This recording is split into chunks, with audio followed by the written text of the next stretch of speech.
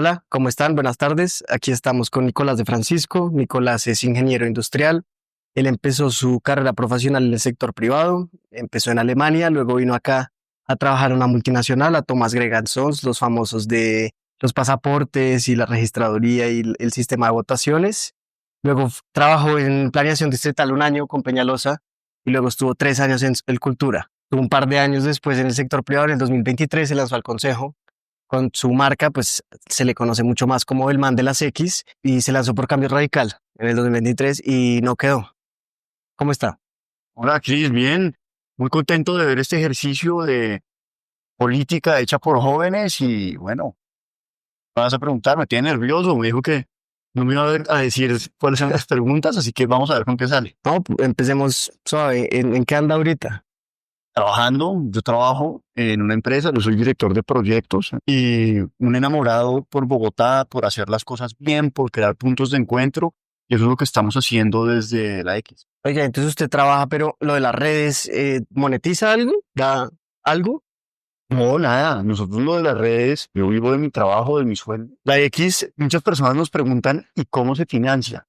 Y la verdad se financia gracias a ustedes. Se financia gracias a las donaciones que nos hacen a través de redes sociales. Nosotros tenemos una política en la que yo nunca le recibo un peso a nadie.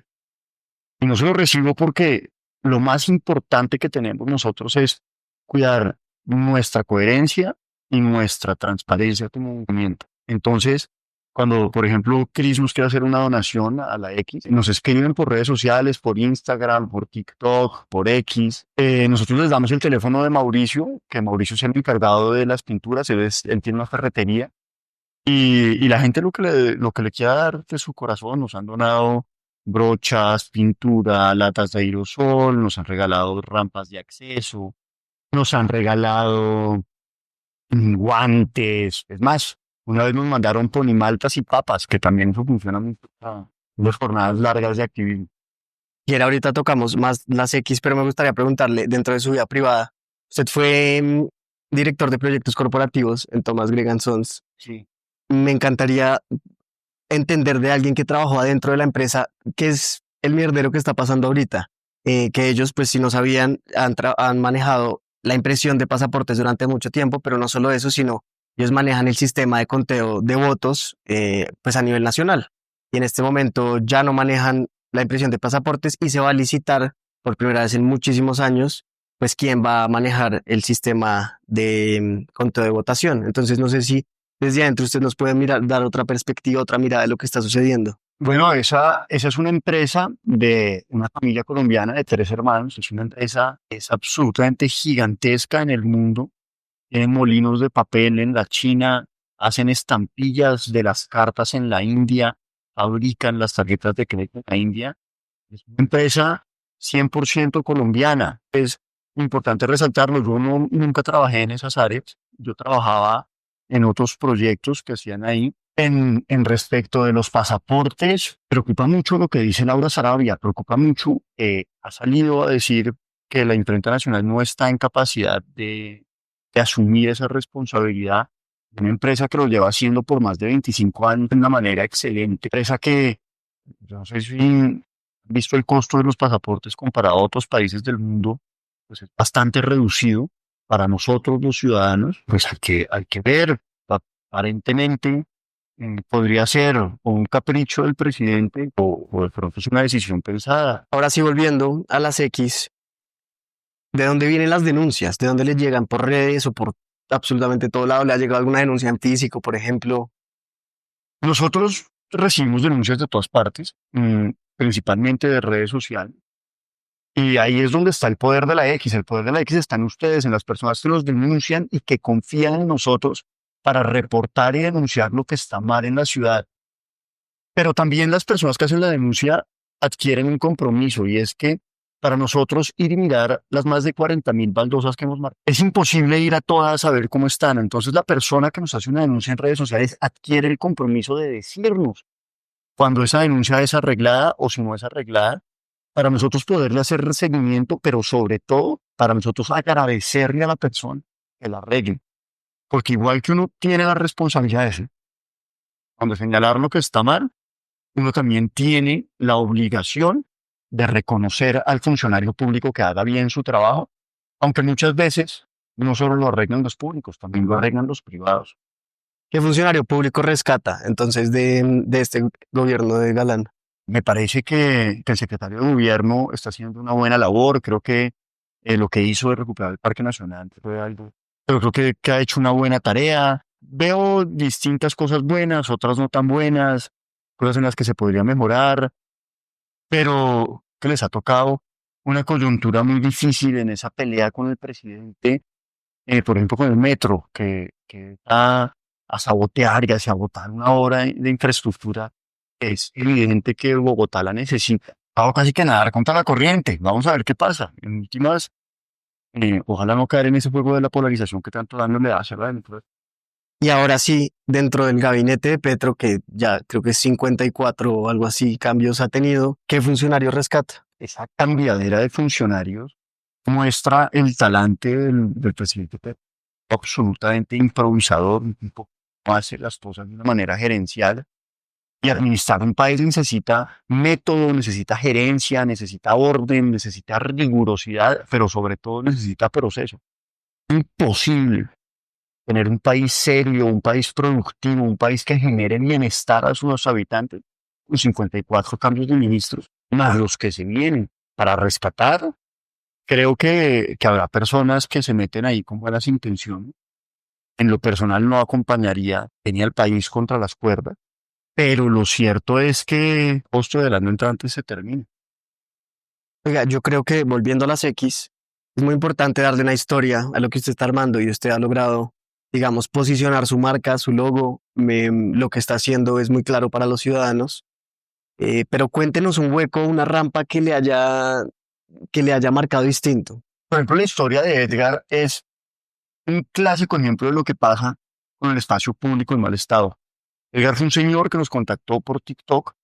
Edgar era una persona que trabajaba en una bodega, en un almacén de muebles, y él saliendo a coger el bus, iba tarde, en esas empezó a correr porque el bus llegó al paradero, y llegando al paradero se tropieza en una baldosa, se cae, se pega con un volardo en la tibia, le hacen fractura de tibia y peroné, cirugía, señor dura meses en la clínica, y después de eso pierde su trabajo, la rehabilitación es una rehabilitación larguísima, y él y su familia pasaron una temporada bastante difícil.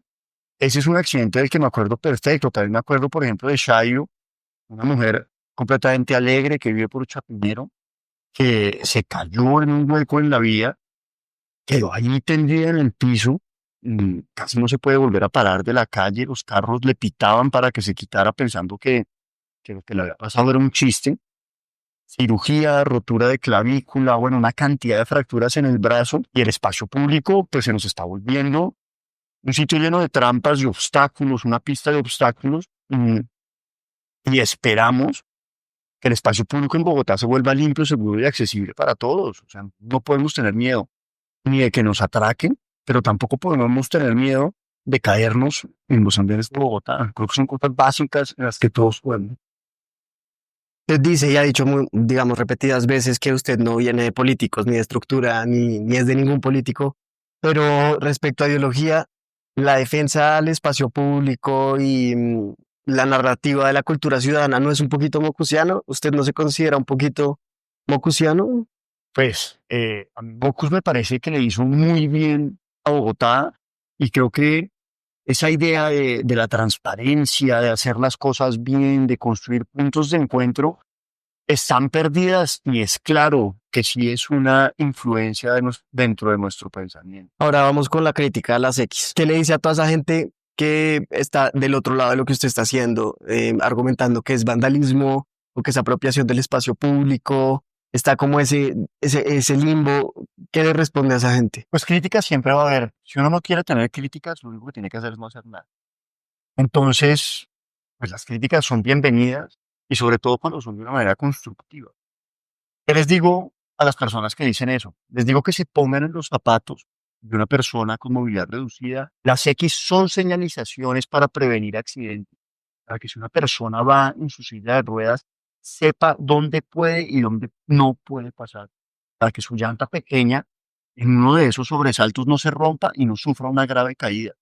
Para que el adulto mayor que va con un bastón por la calle yendo al mercado o al banco, sepa dónde es seguro y dónde no es seguro pisar.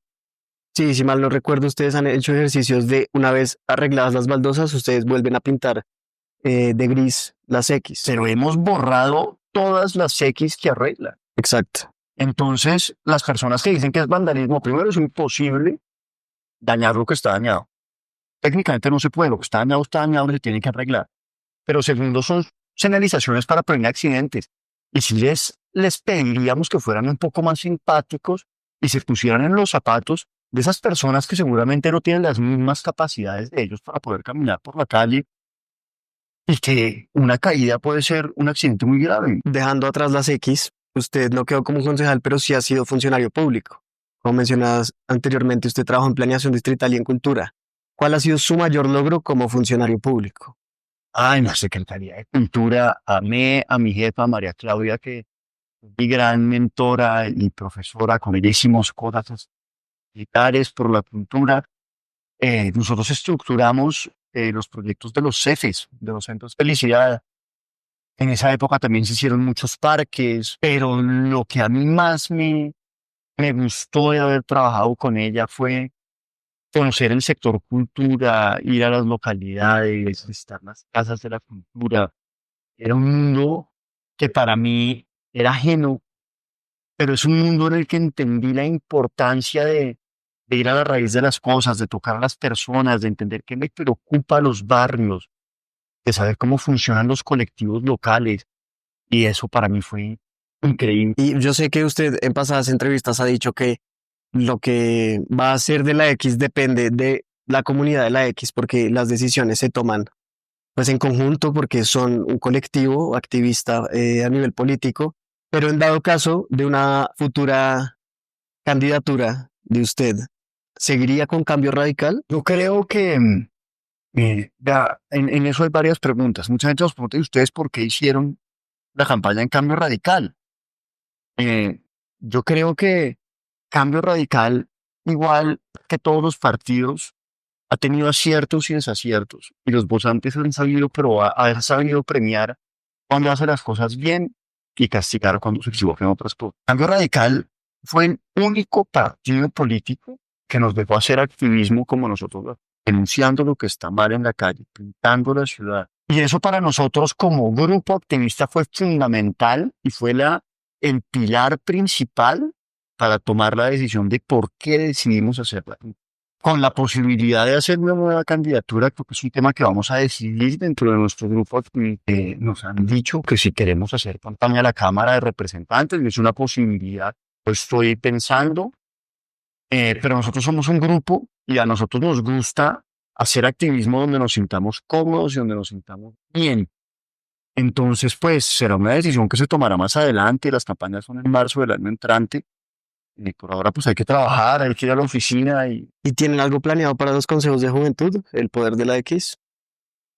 para los consejos de juventud como candidatos para el consejo. Sí. ¿Alguna lista independiente? Pues tenemos varios jóvenes que van a participar dentro de distintos partidos en nuestro movimiento. Hay gente del Centro Democrático, del Partido Verde. Inclusive tenemos personas de corrientes mucho más de izquierda, pero también hay gente del nuevo liberalismo, también hay gente de Dignidad y Compromiso, del Partido Conservador, del Partido Liberal. Digamos que nosotros somos un grupo súper plural. Entonces hay algunos de esos liderazgos jóvenes que van a participar en los consejos de juventudes dentro de sus colectividades, y está bien y les deseamos mucho éxito. Creo que mientras más jóvenes participen en política, pues mejor para la democracia. Oiga, usted tuiteó una encuesta acerca de Vicky Dávila, de si les gustaba o no como candidata presidencial. En este momento, el 56% dice que sí. Usted, si hubiera visto ese tweet, hubiera votado que sí o que no. A Vicky Dávila, pues pucha, no, Vicky Dávila, creo que ni la conozco. Hay 75 candidatos a la presidencia, me parece Sí. que salió en lo que dijo La Silla Vacía. Está Batman incluso, no sé si vio. Sí, vi a Batman, bueno, A todo el mundo. está todo el mundo, entonces pues bueno, ya ni sabe de tanto candidato que hay en votar. Yo creo que lo primero, y creo que es un tema de responsabilidad de los candidatos, para empezar a hacer uniones Es hora de empezar a depurar esa lista mucho. Pero no me respondió. Vicky Dávila. Con lo que sabe hoy, si las elecciones fueran en una semana. Si votaría en una semana por Vicky Dávila, pues a decirles que hay 75 candidatos, yo creo que es la responsabilidad de uno conocerlos y creo que es la responsabilidad de los candidatos unirse porque que 75 personas estudiar hasta qué piensa Batman para saber uno por quién vota. Está bien. Ahora sí, pues terminemos con unas preguntas rápidas y una última sección que ya se la diré. ¿Vargas Lleras o Juan Manuel Santos? En dado caso que se pudiera reelegir. 2000 veces. ¿Caracol o RCN? Caracol, me gusta más. ¿Whisky o aguardiente? No, aguardiente con toda, aunque no tomo casi. ¿Prefiere una curul en el Consejo o en el Congreso, incluso en la Cámara de Representantes? ¿O tener una alta influencia en redes, una comunidad muy fuerte en redes? Yo creo que la influencia en redes es muy importante, sobre todo en que le permite a uno tener ese diálogo con las personas de una manera muy directa. Para nosotros nos han dejado tocar la problemática de las 20 localidades, lo que siente esa persona cuando se monta a Transmilenio y le roban el celular. Y ese contacto directo yo siento que es algo que se ha perdido mucho en la política y creo que se tiene que recuperar. Por eso es que el ciudadano siente el político tan lejano, porque precisamente no tiene como ese contacto y las redes para eso son una muy buena herramienta. Dicho eso, pues los cambios reales se hacen desde la política, porque aunque las redes sociales son importantes para entender las necesidades y para construir puntos de encuentro, que si hay que hacer un cambio grande se hace con una ley, con un proyecto de acuerdo. Entonces, yo creo que hay que tener ambas cosas. Para terminar, usted, a pesar de haberse lanzado con un partido, no es de cuna de partido ni ha tenido un gran padrino político que yo haya conocido. Usted, dentro de lo posible, Tampoco. dentro de lo posible, ha formado un camino político muy independiente y muy dependiente a la opinión, a las redes, a la comunidad. ¿Qué consejo le da a los jóvenes que quieren empezar un camino de este tipo de política y no de la política convencional de estructura y de partidos tradicionales? Vean, uno tiene cosas en el corazón que le mueven las fibras. Busquen a ustedes las causas que los hacen vibrar. Para mí es el espacio público y el deseo de mejorar nuestra ciudad y nuestro país. Yo trabajaba en el sector privado, en el sector financiero, he trabajado en la bolsa y siempre tuve eso, siempre quise construir una mejor sociedad y nuestro grupo activista ya lleva más de 3 años haciendo cosas por nuestra ciudad. Nosotros no paramos y la mejor herramienta que tiene un joven para hacer activismo la tiene en el bolsillo todos los días, que es el celular. Ustedes no se imaginan el poder de las redes sociales. Nosotros jamás nos soñamos cómo pintar una X nos podría llevar a donde nos llevó, a tener un grupo de activistas con más de 300 miembros en Bogotá, haber marcado más de 40.000 baldos allá en la ciudad. Y todo eso empezó con un celular y con una cuenta de Instagram y TikTok. Entonces, mi deseo es, crezcan, láncense al agua, no le tengan miedo. Y busquen también grupos donde se sientan afines, pero gente que quiera aprender a construir ese acuerdo mínimo que nos permita vivir en comunidad y avanzar como sociedad. Porque en Colombia somos más de 50 millones de habitantes, o sea, hay 50 millones de puntos de vista distintos. Y aquí o aprendemos a convivir y hacer las cosas para avanzar, o que nos queda ese discurso incendiario, ese discurso polarizante, que lo único que va a hacer es ponernos a pelear entre todos, distraernos de lo que es realmente importante y pues condenarnos al atraso y a la pobreza, que es lo que esas personas necesitan para poderse mantener en el poder. Nicolás, muchas gracias.